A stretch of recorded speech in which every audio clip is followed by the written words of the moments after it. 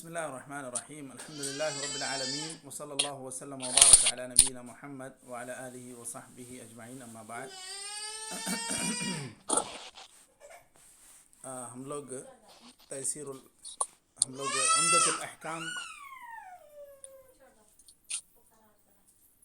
عمدۃ الأحکام کی شرح میں ہم لوگ حدیث نمبر 65 سے پڑھنے جا رہے ہیں. الحدیث الخامس والستون باب استقبال القبلہ. جی بسم اللہ الرحمن الرحیم نحمده ونصلی علی رسول الکریم اما بعد. عن ابن عمر رضی اللہ عنہما ان رسول اللہ صلی اللہ علیہ وسلم كان يسبح على ظهر راحلته حيث كان وجهه يميء برأسه وكان ابن عمر يفعله. یومیء باب فعل سے کیا صاحب؟ یومیء یومیء برأسه. ایوہ جی يومئ برأسه جی وكان ابن عمر يفعله. وفي رواية كان يوتر على بعيره. ولمسلم غير أنه لا يصلي عليها المكتوبة. وللبخاري إلا الفرائض. وعن ابن عمر رضي الله عنهما قال بينما الناس بقباء في صلاة الصبح إذ جاءهم آت فقال إن النبي صلى الله عليه وسلم قد أنزل عليه الليلة قرآن عليه قرآن وقد أمر أن يستقبل القبلة فاستقبلوها وكانت وجوههم إلى الشام فاستداروا إلى الكعبة.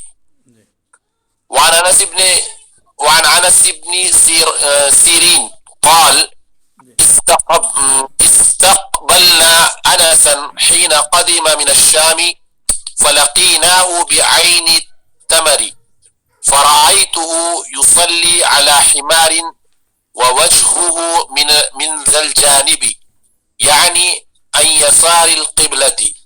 فقلت رأيتك تصلي لغير القبلة. فقال لولا أني رأيت رسول الله صلى الله عليه وسلم يفعله ما فعلته. هذا بالله.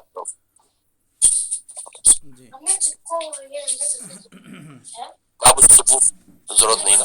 باب الصفوف میں بھی ایک دو حدیثیں پڑھ لیں. اب تقریباً باب الصفوف. چار حدیثیں ہی. عن انس بن مالك رضي الله عنه قال قال رسول الله صلى الله عليه وسلم سووا صفوفكم فإن تسوية الصفوف من تمام الصلاة. وعن النعمان بن بشير رضي الله عنهما قال سمعت رسول الله صلى الله عليه وسلم يقول لتسون صفوفكم أو ليخالفن الله بين وجوهكم. ولمسلم كان رسول الله صلى الله عليه وسلم يسوي صفوفنا حتى كأنما يسوي بها القداح حتى رأى أن قد أقلنا عنه ثم خرج يوما فقام حتى كاد أن يكبر فرأى رجلا باديا صدره فقال عباد الله لتسون صفوفكم أو ليخالفن الله بين وجوهكم. هذا بالله التوفيق.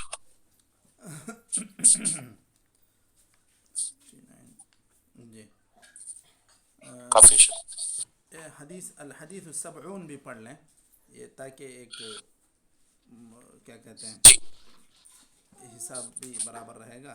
اور تقریباً وعن انس بن مالك رضي الله عنه ان جدته مليكة دعت رسول الله صلى الله عليه وسلم لطعام صنعته له فأكل منه ثم قال قوموا فلأصلي لكم. قال أنس فقمت إلى حصير لنا قال أنس فقمت إلى حصير لنا قد اسود من طول ما لبس فنضحت فوضعته بماء فقام عليه رسول الله صلى الله عليه وسلم وصففت أنا واليتيم وراءه والعجوز من ورائنا فصلى لنا ركعتين ثم انصرف. ولمسلم أن رسول الله صلى الله عليه وسلم صلى به وبأمه فأقامني عن يمينه وأقام المرأة خلفنا. صدق رسول الله. خلفنا. وأقام المرأة خلفنا. جی خلفنا. صدق اللہ. چلیے، تو یہاں تک 70 حدیثیں ہوتی ہیں، اگر انشاءاللہ ہم لوگ مکمل پڑھ لیتے ہیں. بسم اللہ الرحمن الرحیم. الحمد للہ رب العالمین وصلی اللہ وسلم وبارک علی نبینا محمد وعلی آلہ وصحبہ اجمعین. اما بعد، ہم لوگ عمدۃ الاحکام کی احادیث میں اب تک 64 احادیث پڑھ چکے ہیں. آج 65ویں حدیث الحدیث الخامس والستون یہ پڑھنے جا رہے ہیں. جیسا کہ مؤلف رحمہ اللہ نے کتاب الطہارہ کی احادیث ذکر کی، اس کے بعد نماز کے مواقیت کا بیان تھا، پھر اس کے بعد نماز سے متعلق جو شرائط ہیں ان کا ذکر کر رہے ہیں، اور ان میں استقبال قبلہ یہ نماز کے شرائط میں سے ایک شرط ہے. استقبال قبلہ سے متعلق جو احادیث ہیں ان کو ذکر کر رہے ہیں. تو حدیث نمبر 65 حضرت عبداللہ بن عمر رضی اللہ عنہما سے ہے کہ نبی کریم صلی اللہ علیہ وسلم اپنی سواری پر نفل نماز پڑھا کرتے تھے. یسبحو، تسبیح یہ لفظ خاص کر نفل نماز کے لیے استعمال ہوتا ہے. تسبیح یہ نفل نماز کے لیے ہی استعمال ہوتا ہے، فرض نماز کے لیے استعمال نہیں ہوتا. اور گویا کہ جز بول کر کل مراد لے رہے ہیں، یعنی کہ نماز میں تو تسبیح ہوتی ہے، وہ ایک نماز کا حصہ ہے، جز ہے، لیکن صرف تسبیح کہہ کر پوری نماز مراد لینا یہ بھی عربی زبان اور ادب کے قواعد میں سے ایک قاعدہ ہے. یسبح علی ظہر راحلتہ، الراحلہ یہ کوئی بھی ناقہ جو سواری کے لائق ہو اس کو کہتے ہیں. راحلہ اصل تو سواری ہی کو کہتے ہیں، چاہے وہ اونٹنی ہو، چاہے گدھا ہو، یا اور کوئی چیز ہو. یومئ برأسہ، اب حیث کان وجہہ بتا رہے ہیں کہ جدھر بھی آپ صلی اللہ علیہ وسلم کا رخ ہوتا، آپ صلی اللہ علیہ وسلم نفل نماز پڑھا کرتے تھے اپنی سواری پر. یومئ برأسہ مطلب اپنے سر سے اشارہ کرتے. سر آپ صلی اللہ علیہ وسلم کا جب جھکتا تو لوگوں کو پتہ چلتا کہ آپ صلی اللہ علیہ وسلم سواری پر اس وقت نماز بھی ادا کر رہے ہیں. اور خود حضرت ابن عمر رضی اللہ عنہ اس حدیث پر اس طریقے پر عمل کرتے تھے کہ اپنی سواری پر وہ نفل نماز بھی ادا کیا کرتے تھے. تو یہاں حدیث سے بھی اور حضرت ابن عمر رضی اللہ عنہ کے فعل سے بھی یہ بات معلوم ہو رہی ہے کہ یہ نبی صلی اللہ علیہ وسلم کا عمل تھا، اور اسی پر حضرت ابن عمر رضی اللہ عنہ نے بھی عمل کر کے دکھلایا. اور دوسری حدیث میں یہ ہے کہ آپ صلی اللہ علیہ وسلم وطر بھی اپنی اونٹنی پر پڑھا کرتے تھے. اور مسلم کی ایک روایت میں ہے کہ آپ صلی اللہ علیہ وسلم اس پر فرض نماز نہیں پڑھا کرتے تھے، راحلہ پر یعنی سواری پر. بخاری کے دیگر الفاظ ہیں کہ سوائے فرائض کے آپ صلی اللہ علیہ وسلم پڑھا کرتے تھے، چاہے وطر ہو، چاہے سنن ہو، چاہے نوافل ہو. یہاں استقبال قبلہ نماز کے شرائط میں سے ایک شرط ہے. پھر جب انسان معذور ہو جائے کہ کبھی ایسی جگہ میں وہ پہنچ گیا کہ اس کو قبلہ نہیں معلوم ہو رہا ہے، تو پھر ایسی صورت میں وہ ایک اندازہ لگائے گا اور اسی کے مطابق اپنی نماز ادا کرے گا.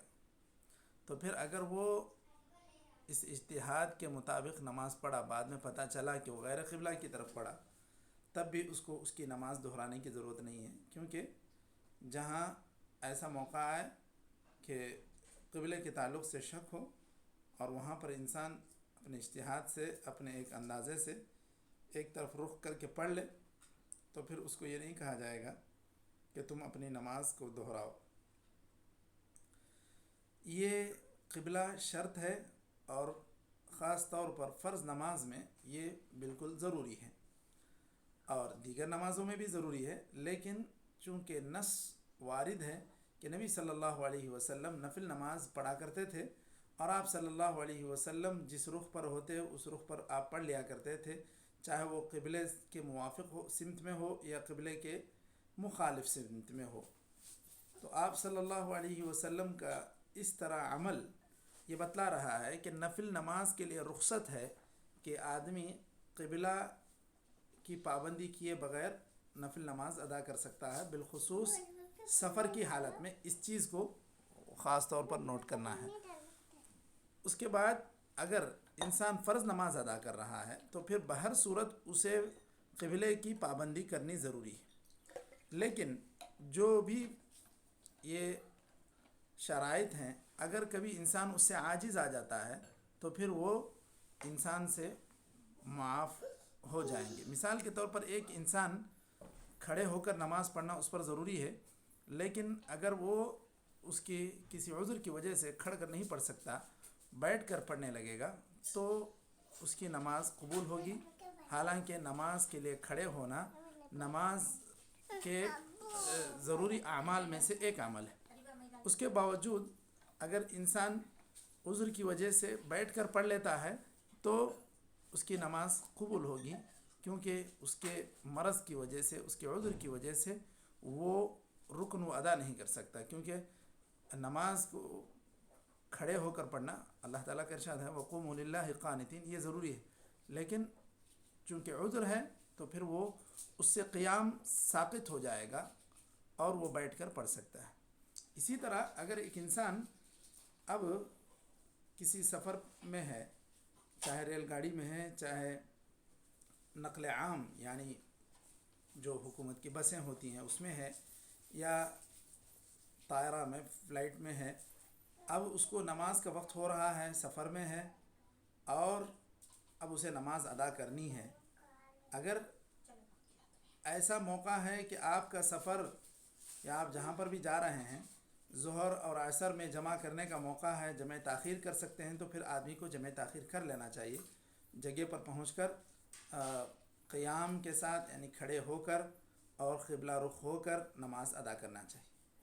لیکن کبھی ایسا ہو رہا ہے کہ آپ جہاں پہنچ رہے ہیں وہاں پہنچنے تک آپ کے ظہر اور عصر کا وقت باقی نہیں رہے گا، آپ مغرب کے بعد پہنچیں گے، تو ایسی صورت میں آپ کو ظہر عصر فلائٹ ہی میں پڑھ لینا چاہیے۔ اب فلائٹ میں تو سواری ایک جانب اجباری رخ کر دیا جاتا ہے، سیٹ ادھر ہی گھما دی گئی ہے، تو پھر آپ کو ادھر دوسری طرف اگر قبلہ ہو تو گھومنے کا موقع نہیں ہے۔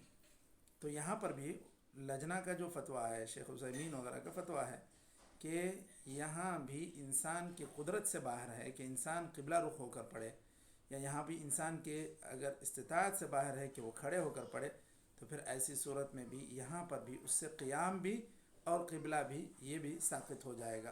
لیکن یہ ساری چیزیں اس سے پہلے ہمیں لحاظ رکھنی چاہیے کہ اگر جمع تقدیم کا امکان ہے تو جمع تقدیم کر لے سوار ہونے سے پہلے، اگر جمع تاخیر کا امکان ہے پہنچنے کے بعد موقع رہے گا تو ویسے کر لے، ایسا بھی نہیں ہے بلکہ وقت فوت ہونے کا اندیشہ ہے، تو ایسی صورت میں سواری میں، فلائٹ میں جس رخ پر بھی وہ بیٹھے وہ اسی رخ پر نماز ادا کرے، گرچہ کہ قبلہ رخ نہیں ہو سکتا، اور یہ اس کے عذر کی بنا یہ واجب اس سے ساقط ہو رہا ہے۔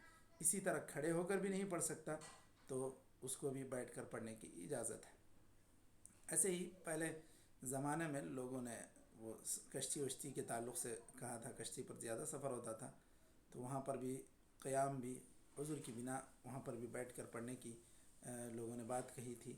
تو یہاں اب جو بھی جدید سواریاں ہیں اس میں اگر یہ آپ کے کنٹرول میں نہیں ہیں تو یہ ساری چیزیں معفو عنہ ہوں گی جب اس کے لیے معقول عذر ہو۔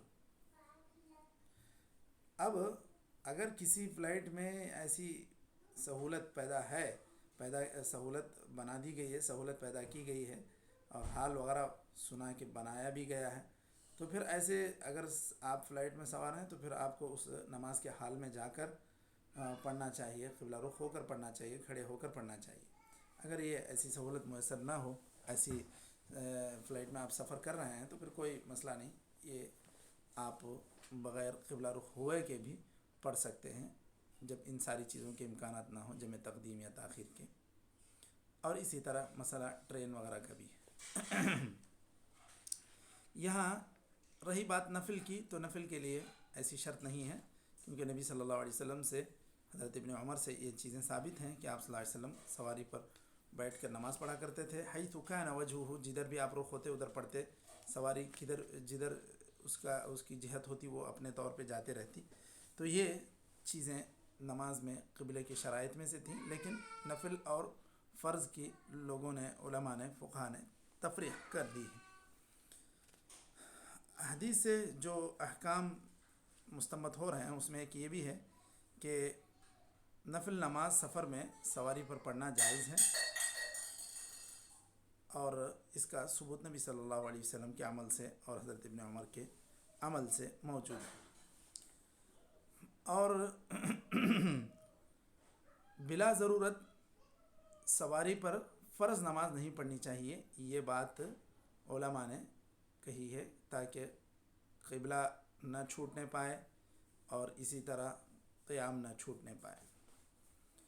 اور سواری میں اس سے مسئلہ یہ بھی مستنبط ہو رہا ہے کہ ایما یعنی جھکنا، مائل ہونا، سر کو جھکانا، یقوم مقام الرکوع والسجود، یہ سجدے اور رکوع کے لیے یہ گویا کہ اشارہ ہوتا ہے. تو یہ سجدہ جس طرح عام حالتوں میں انسان کو حکم دیا گیا کہ 7 اعضاء پر کرنا چاہیے، وہ نہیں ہو سکتا. وہ اگر سجدہ اس حالت میں نہیں کر پاتا ہے سواری پر، جس طرح 7 ہڈیوں پر کیا کہتے ہیں سجدہ کرنے کا حکم دیا گیا ہے، اس طرح نہیں کر پاتا ہے تو کوئی مسئلہ نہیں. تو یہاں صرف اشارے سے رکوع اور سجود بھی ہو جائے گا. یہ ایک بات اس سے یہ بھی مستنبط ہو رہی ہے کہ اللہ تعالیٰ کی شریعت میں زیادہ سے زیادہ نفل پڑھنے کی ترغیب دلائی گئی ہے، نفل کام کرنے، نفل عبادتوں کی ترغیب دلائی گئی ہے. ورنہ انسان کے لیے جو چیزیں شرط تھیں، استقبال قبلہ، قیام، رکوع، سجود، یہ ساری چیزوں میں اللہ تعالیٰ نے تخفیف کر دی اگر کوئی انسان نفل نماز سواری پر پڑھ رہا ہے. اب اس کے بعد 66 حدیث نمبر 66، الحدیث السادس والستون. حضرت عبداللہ بن عمر رضی اللہ عنہما سے مروی ہے کہ نبی کریم صلی اللہ علیہ وسلم قباء میں تھے، کہ نبی کریم صلی اللہ علیہ وسلم تحویل قبلہ کا واقعہ ہوا تو یہ کچھ لوگ قباء میں نماز پڑھ رہے تھے، یا جو قباء کا علاقہ ہے وہاں پر نماز پڑھ رہے تھے. اب جو مسجد قبلتین واقع ہے وہ اسی جگہ کی بات ہے. نبی صلی اللہ علیہ وسلم مدینہ میں مسجد نبوی میں نماز پڑھے تو یہاں اس قباء کے علاقے میں ایک نبی صلی اللہ علیہ وسلم کے ساتھ نماز پڑھنے والے صحابی نماز پڑھتے ہیں، پھر وہ وہاں لوٹتے ہیں تو دیکھتے ہیں کہ یہاں مسجد میں نماز جاری ہے، اور انہوں نے دیکھا کہ وہ ابھی تک شام کی جانب یعنی بیت المقدس کی طرف قبلہ رخ ہو کر وہ نماز ادا کر رہے ہیں. تو انہوں نے، صحابی نے، نماز کی حالت میں ان کو دیکھ کر آواز دی کہ اللہ کے رسول صلی اللہ علیہ وسلم پر رات میں قرآن نازل ہوا اور آپ صلی اللہ علیہ وسلم کو حکم ہوا ہے کہ کعبے کی جانب رخ کر کے نماز پڑھیں. تو ان سارے لوگوں نے ایسی ہی حالت میں مکے کی جانب یعنی کعبۃ اللہ کی طرف رخ کیا، حالانکہ وہ نماز میں تھے. تو یہ تحویل قبلہ کے واقعے کا اس کے اندر جو ہے ثبوت ہے. اور نبی صلی اللہ علیہ وسلم نے مدینہ میں خود 16 مہینے یا 18 مہینے، 1.5 سال قریب آپ صلی اللہ علیہ وسلم نے بیت المقدس کی جانب رخ کر کے نماز پڑھی، اور یہی سارے انبیاء سابقین کا قبلہ رہا. یہود اسی جانب رخ کرتے تھے. لیکن نبی کریم صلی اللہ علیہ وسلم کی بڑی خواہش تھی کہ حضرت ابراہیم علیہ السلام نے جس کعبۃ اللہ کی تعمیر کی ہے اس کو قبلہ بنا دیا جائے تو یہ بہت بہتر رہے گا. اللہ کے رسول صلی اللہ علیہ وسلم کی اس خواہش کی بنیاد پر اللہ تعالیٰ نے حکم تحویل قبلہ کا حکم دیا. قد نرى تقلب وجهك في السماء فلنولينك قبلة ترضاها فولی وجہک شطر المسجد الحرام، مسجد حرام کی جانب یہاں سے اللہ کے رسول صلی اللہ علیہ وسلم کو منہ کر کے نماز پڑھنے کا حکم ملا۔ یہاں اس حدیث سے جو مسائل مستنبط ہو رہے ہیں اس میں سب سے پہلا مسئلہ یہ ہے کہ القبلہ اول الہجرہ کانت الی البیت المقدس، کہ نبی صلی اللہ علیہ وسلم کا قبلہ بھی جب ہجرت کے شروع میں یہی تھا، بیت المقدس ہی تھا، پھر کعبۃ اللہ کی جانب تحویل ہوا۔ دوسرا مسئلہ یہ مستنبط ہو رہا ہے کہ مسلمانوں کا قبلہ اب ہمیشہ کے لیے کعبہ بن گیا ہے، اب یہاں سے کسی قسم کی تحویل تعویل کی گنجائش نہیں۔ اور تیسری چیز یہ ہے کہ اللہ تعالیٰ نے سب سے بہترین اور افضل مقام کعبۃ اللہ کو، بیت اللہ کو قرار دیا ہے، اسی لیے اس کو قبلہ بنایا گیا ہے۔ اب ایک مسئلہ یہاں پر یہ بھی ثابت ہوتا ہے کہ جو آدمی غیر قبلہ کی جانب آدھی نماز پڑھ لیا، پھر اس کو پتہ چلا کہ قبلہ دوسری طرف ہے، تو پھر کیا، مثال کے طور پر اگر ایک انسان نے ایک رکعت نماز پڑھ لی، دوسری رکعت میں اسے پتہ چلا کہ میں غیر قبلہ کی جانب نماز پڑھ رہا تھا، کسی نے آ کر بتایا تو میں گھوم گیا، تو پھر کیا اس کو نماز توڑ کر پہلی رکعت دوبارہ دہرانی پڑے گی یا نہیں دہرانی پڑے گی؟ جی مشائخ۔ نہیں دہرانی پڑے گی جی، اور اسی حالت میں۔ جی وہ رکعت جو ہے نا گویا کہ ملغیہ ہو جائے گی، وہیں سے وہ جہاں سے معلوم ہوگا نا اس کے بعد سے رکعت شروع ہو جائے گی۔ اچھا جی، دیگر اجابہ اور شیخ فضیل صاحب؟ جی جی شاید جو ہے نا رفیق ساگولی صاحب کی جو بات صحیح ہے، یعنی جس وقت اس کو معلوم ہوا اسی وقت سے وہ قبلہ چینج کیا تو وہیں سے اس کی نماز چالو ہو جائے گی نا۔ اچھا نہیں جی، اور کچھ اجابہ؟ اور شیخ عبداللہ کہاں ہیں؟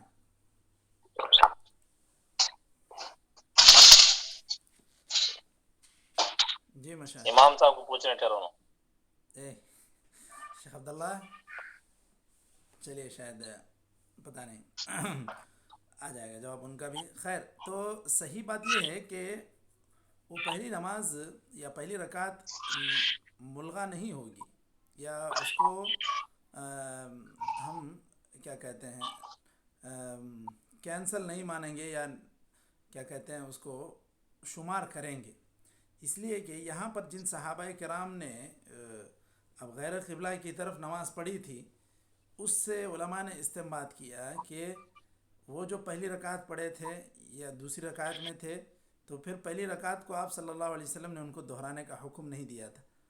تو یہ اس سے علماء نے استدلال کیا ہے کہ اگر ایک انسان کو ایک جانب گمان ہوا، ظن غالب ہوا کہ ادھر ہی قبلہ ہے، اب اس کے مطابق وہ پڑھنا شروع کر دیا، پھر بعد میں پتہ چلا، تو پھر اب اس کو پہلی رکعت دہرانے کی ضرورت نہیں، مطلب پہلی رکعت اس کی شمار ہوگی، پہلی رکعت مقبول ہوگی انشاءاللہ، اور اس کو اپنی نماز جاری رکھنی چاہیے، گرچہ کہ وہ دوسری رکعت میں ہو، چوتھی رکعت میں ہو، کوئی مسئلہ نہیں۔ یہ ایک مسئلہ علماء نے کہا ہے، کیا کہتے ہیں، اسی سے استدلال کرتے ہوئے، تحویل قبلہ کے واقعے سے استدلال کرتے ہوئے۔